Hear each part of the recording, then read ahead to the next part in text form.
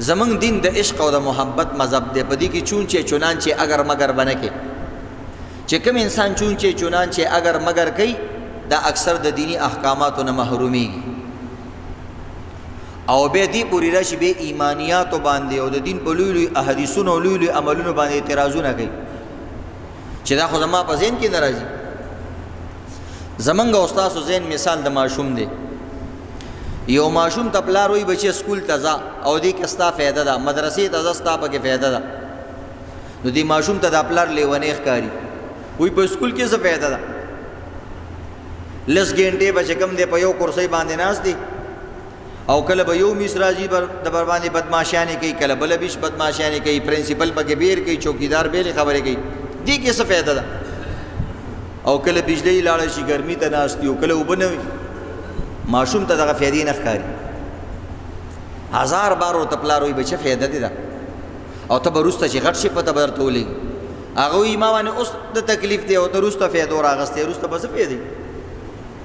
نو دغه رنګې عزتمندو د شریعت احکامات کله ناکله د هغې هغه فایدې موږ ته نه ښکاري یا موږ په هغه فایدو نه پوهېږو، نو موږ وایو په دې کې څه فایده ده. او بیا چې کله الګ غټ شي او کم ماشوم ته چې پلار وایي بس ټیک ده بچه چې فایده پکې نشته بس سکول پرېږده او راځه بس په کوڅو کې هډوکې ټولوه، خوشحاله شي ویې لکه